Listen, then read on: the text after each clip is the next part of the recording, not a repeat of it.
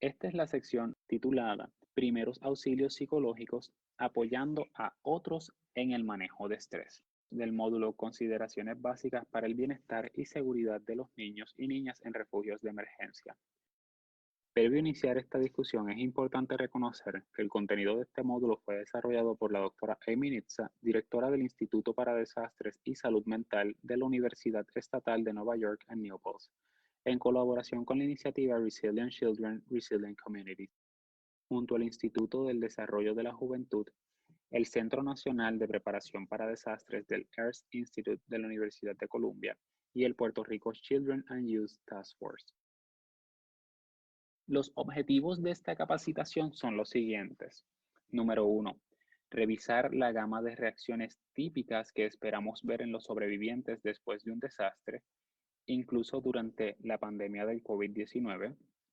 En segundo lugar, comprender qué son los primeros auxilios psicológicos y por qué el apoyo temprano en forma de primer auxilio psicológico puede ser beneficioso para quienes experimentan angustia después de un desastre o evento traumático, incluso durante la pandemia del COVID-19. Y en tercer y último lugar, aprender los componentes de los primeros auxilios psicológicos. Reacciones típicas a desastres y eventos estresantes. Posterior a esta diapositiva, nos centraremos en identificar dichas reacciones y eventos que pueden detonar reacciones de desequilibrio emocional o otros aspectos o categorías en el individuo. Gama de reacciones. Luego de un desastre, voluntarios y sobrevivientes pueden sorprenderse de cuán variadas pueden ser las respuestas individuales al desastre.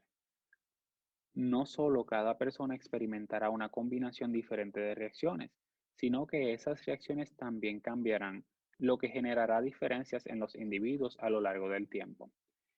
Estas respuestas pueden ser intensas y angustiantes para quienes las experimentan.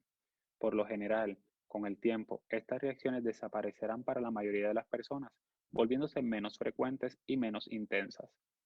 Sin embargo, algunas personas no experimentan esta recuperación o sus primeros síntomas son tan fuertes que realmente necesitan apoyo profesional de salud mental. Estos datos aquí presentados es lo que la teoría suele sustentar referente a las reacciones que se presentarán o pueden ser identificadas posterior a un evento de desastre o un evento traumático.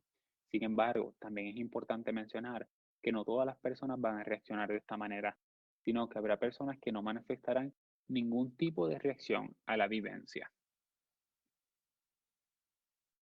Algunas reacciones por categorías. Primeramente, están las reacciones emocionales. Esto se puede identificar mediante gama de emociones, el sentir demasiado o sentir muy poco y mediante la identificación de desregulación emocional. Otra categoría es la cognitiva. Aquí podemos ver alteraciones en las funciones ejecutivas del cerebro, autodiálogo negativo o desarrollo de creencias irracionales.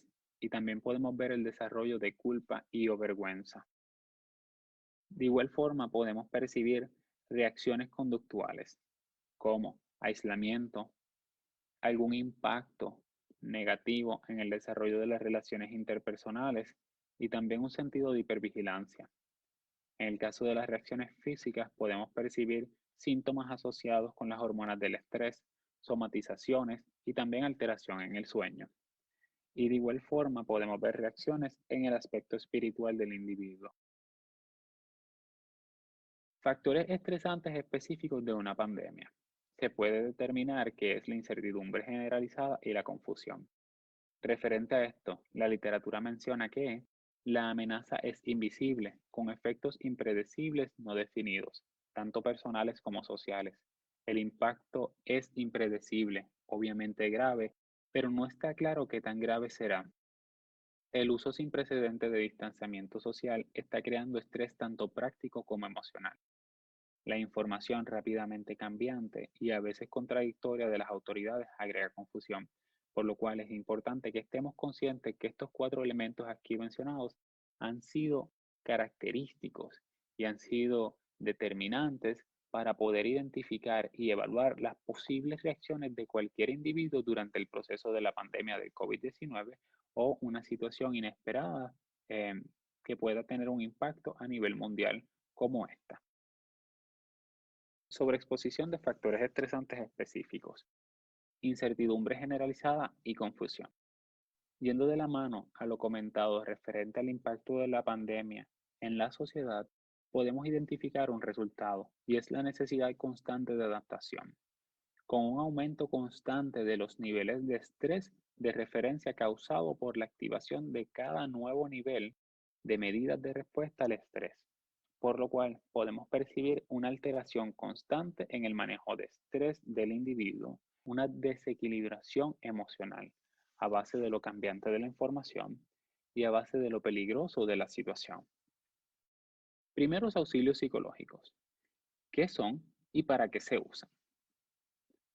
Un primer auxilio psicológico puede ser definido de la siguiente manera. Un primer auxilio psicológico no es una intervención psiquiátrica clínica o de emergencia. Más bien, es una descripción de una respuesta humana solidaria a un ser humano que está sufriendo y que puede necesitar apoyo. Primer auxilio psicológico, una intervención uniforme. Un primer auxilio psicológico se puede utilizar para ayudar a cualquier persona, entiéndase niños, adolescentes, adultos, ancianos, igualmente familias e individuos, sobrevivientes de desastres, personal de respuesta profesional, clientes, compañeros, etc. Se pueden usar en cualquier lugar y en cualquier punto del ciclo de respuesta y recuperación. Es menos una intervención específica, sino más bien una actitud de apoyo que puede ser la base de todas sus intervenciones. Similar a los primeros auxilios físicos, cualquier persona puede aprender las habilidades básicas. También es necesario reconocer los límites de esas habilidades y comprender cuándo es necesario referirse a un profesional.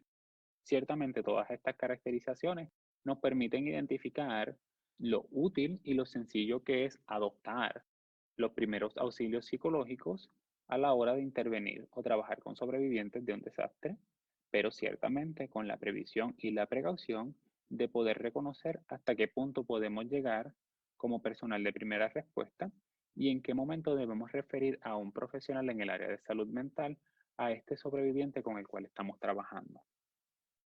Primer auxilio psicológico. Características. En primera instancia podemos identificar que es un servicio que se provee a corto plazo y en el aquí y en el ahora. Se centra en las necesidades prácticas, físicas y emocionales que están interrelacionadas. El objetivo es eliminar cualquier barrera en los procesos naturales de recuperación de los sobrevivientes. Es importante que reconozcamos que es un apoyo que brinda atención básica e inmediata. Fomentar la recuperación al nivel de funcionamiento previo al evento, sin abrir heridas pasadas para su evaluación. Volvemos y recapitulamos, es un servicio que se ofrece en el aquí y en el ahora, sin exploración de vivencias pasadas. Un primer auxilio psicológico no es un proceso, sino un conjunto de herramientas con componentes que se utilizarán según sea necesario, en cualquier orden apropiado. Dependiendo de su rol en el momento de una respuesta, es más o menos probable que se usen ciertos componentes en vez de otros. Así que siempre existe la posibilidad de que la persona pueda discriminar o ponderar sobre qué componentes de los primeros auxilios psicológicos serán utilizados en determinado momento. Primeros auxilios psicológicos. Componentes. Principios de intervención temprana basados en evidencias. Esfuerzos de intervención y prevención que debería incluir en este proceso. En primera instancia, fomentar el sentido de seguridad, entiéndase, eliminación de amenazas reales o percibidas para reducir las respuestas fisiológicas al miedo y la ansiedad. En segundo lugar, fomentar la calma, entiéndase. Una vez que ha pasado el peligro inmediato, altos niveles de ansiedad o estimulación pueden volverse disfuncionales. Tercer lugar, fomentar el sentido de autoeficacia y lazos comunitarios. Entiéndase, restaurar la capacidad personal para manejar las emociones negativas, resolver problemas prácticos, participar en actividades regulares o de reconstrucción. Cuarto lugar, fomentar la conexión. Este punto debe ser visto potencialmente como el factor más importante a la hora de obtener resultados. Y en último lugar, infundir esperanza. Primeros auxilios psicológicos. componentes. Entre estos se encuentra proporcionar consuelo, reconocer las necesidades básicas y ayudar a resolver problemas, validar los sentimientos y pensamientos de los sobrevivientes. Asimismo, conectar a las personas con sus sistemas de apoyo, proporcionar información precisa y oportuna, educar sobre las reacciones al estrés, reforzar las fortalezas y estrategias de afrontamiento positivas. Todas estas recomendaciones son componentes que podemos utilizar durante un proceso o facilitación de primer auxilio psicológico. Proporcionar consuelo, conservar la calma. Cuando utilizamos este componente, es importante reconocer que los desastres aumentan la estimulación física y emocional, y la ansiedad es contagiosa, por lo cual mantener la calma mientras que usted interactúa con los sobrevivientes a menudo lo ayudará a calmarse a sí mismo. Puede ser difícil no afectarse con las emociones de los demás, así que asegúrese de seguir respirando profundamente y practique el autocuidado. Estos ejercicios de respiración durante el proceso estresante, mientras que usted proporciona consuelo a un sobreviviente, le van a poder asistir. Es importante las prácticas de autocuidado durante y después de la atención o la facilitación de un primer auxilio psicológico va a ser crucial para mantener un equilibrio y poder proveer una asistencia efectiva al sobreviviente. Proporcionar consuelo, calidez y autenticidad. Esté atento como facilitador y completamente presente. Trate de mantenerse enfocado en la conversación que sostiene con el sobreviviente. Mantenga un tono de voz suave pero firme y no olvide respirar. Recuerde que el mantener una conciencia de nuestra respiración asiste a que nuestras emociones estén niveladas y equilibradas. Reconocer las necesidades básicas, atender las necesidades de seguridad.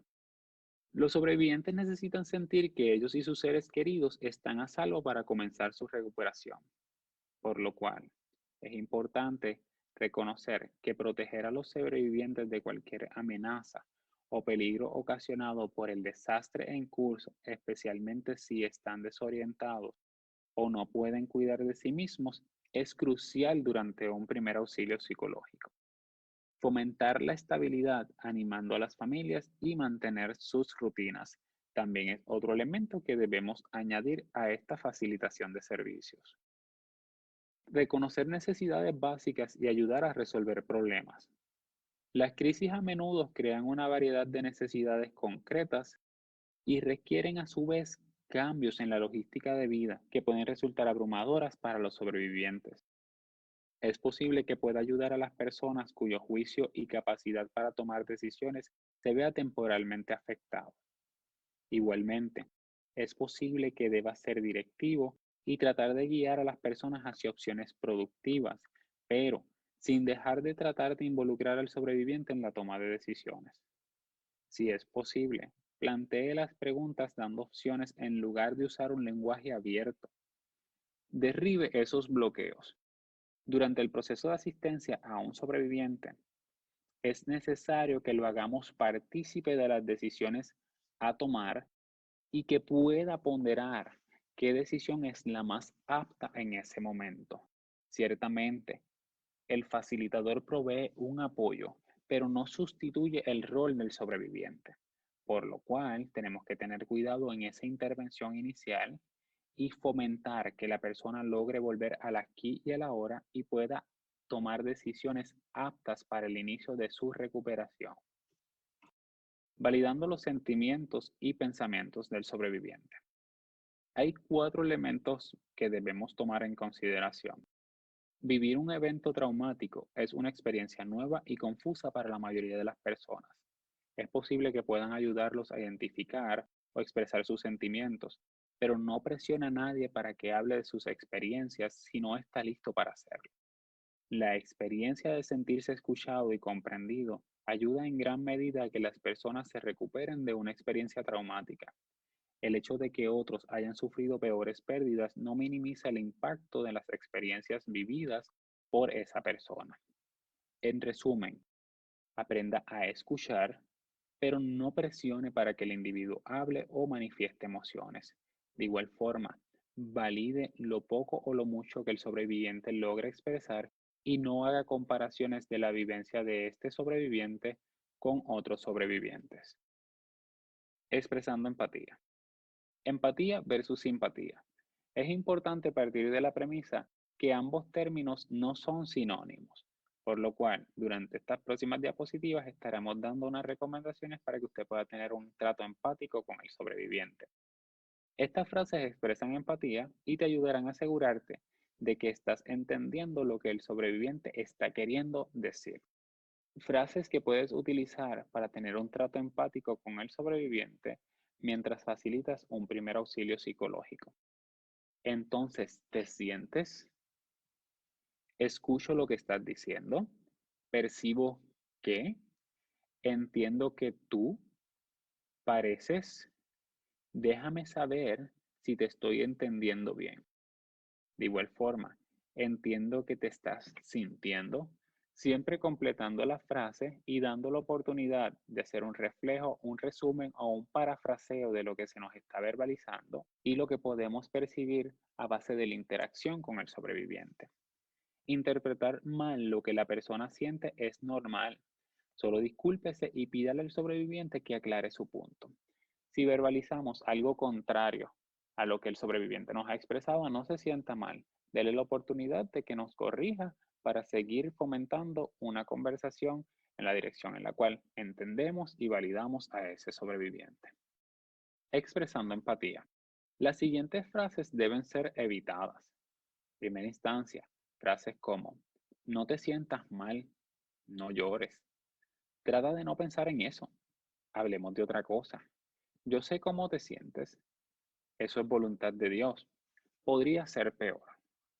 Al menos todavía tienes. O al menos cualquier cosa que podamos incluir en esta frase. Estas frases o comentarios pueden estar muy bien intencionados, pero se pueden percibir como despectivos o invalidantes para el sobreviviente. Así que, como habíamos mencionado anteriormente, valide y apoye esos comentarios, esas manifestaciones que percibimos del sobreviviente y no trate de utilizar en la medida que sea posible y en la cual esté consciente cualquier tipo de frase que pueda causar una regresión en ese desarrollo inicial, en esa verbalización de experiencias o emociones en el sobreviviente. Expresando empatía. Recuerda, algunas preguntas no hay cómo darles respuestas. En este momento no hagas nada, solo hazle compañía al sobreviviente. Validando sentimientos, particularmente el manejo de la ira. Algunos sobrevivientes descargan su angustia o frustraciones enojándose con varios elementos en su entorno, sean racionales o irracionales. ¿Quién se cree, con precisión o no, que causó el evento? Acusando a las autoridades porque creen que no los protegieron o no respondieron adecuadamente a sus necesidades, acusándose a ellos mismos por no hacer caso de alguna advertencia o incluso culpando a Dios por permitir que el evento sucediera. Desafortunadamente, un sobreviviente puede descargar su enojo contigo, solo porque estás allí. Haz tu mejor esfuerzo para no tomarlo como algo personal. A menudo, las personas enojadas solo necesitan sentirse escuchadas y desahogarse. Validar sus sentimientos y preocupaciones sin enojarse o ponerse a la defensiva a menudo ayuda en gran medida a calmarse, pero es más fácil decirlo que hacerlo.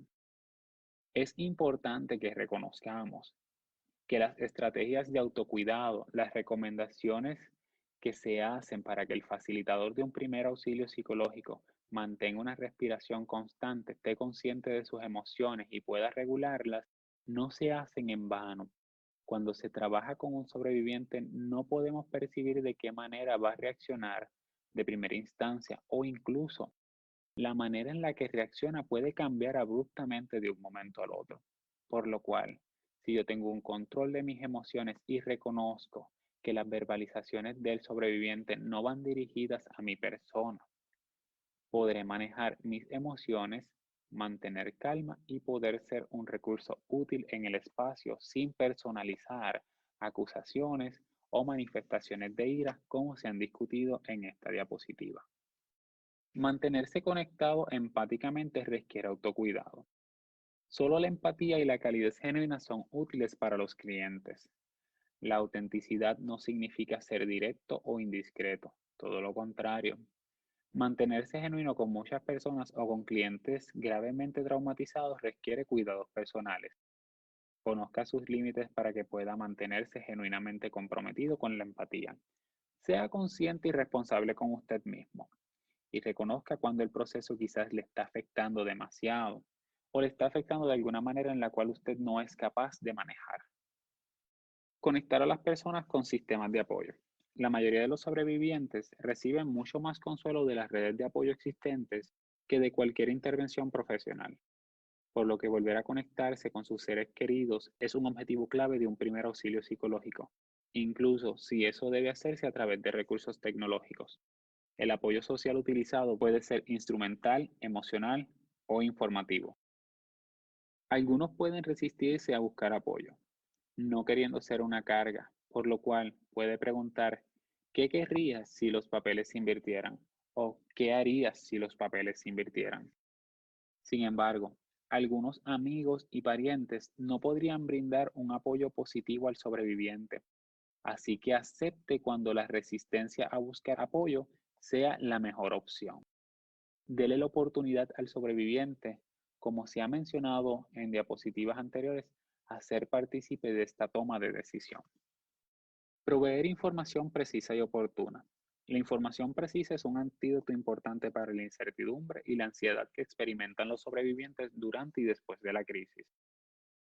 Manténgase al tanto de cualquier listado actualizado de recursos disponibles, orientación sobre tratamientos, etc.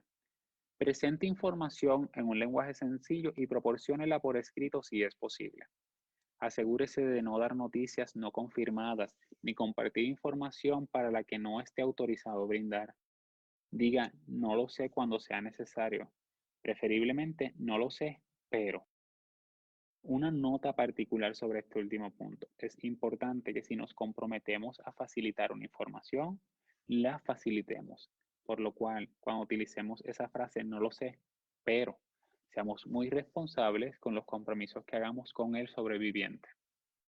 Educar sobre las reacciones al estrés. Muy a seguido los sobrevivientes se ven abrumados por su propia reacción emocional al trauma.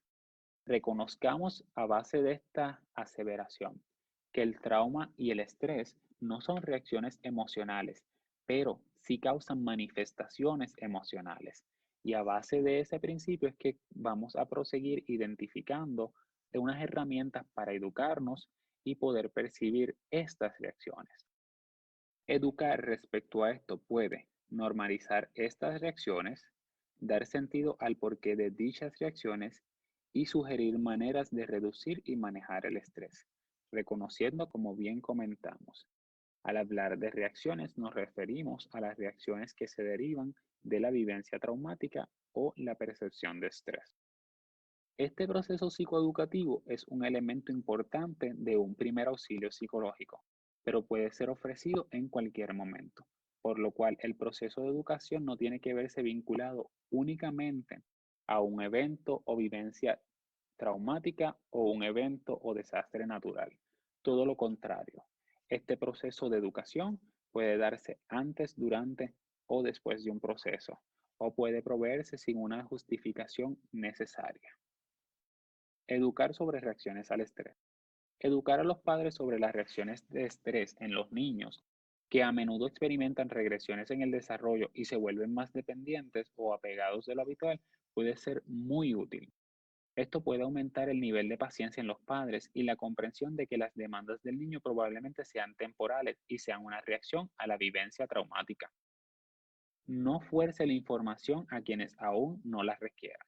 El proceso de educación siempre será voluntario, por lo cual estemos prestos para proveer la información, estemos prestos para educar, pero también reconozcamos que habrá personas que no van a requerirla en el mismo momento o que no la van a apreciar de la misma manera. Reforzar fortalezas y estrategias de afrontamiento positivo. Es importante reconocer y apoyar la fuerza, la capacidad, la valentía y el poder de un sobreviviente para comenzar a restaurar el sentido de control. Puede preguntar, ¿cómo has superado situaciones difíciles antes?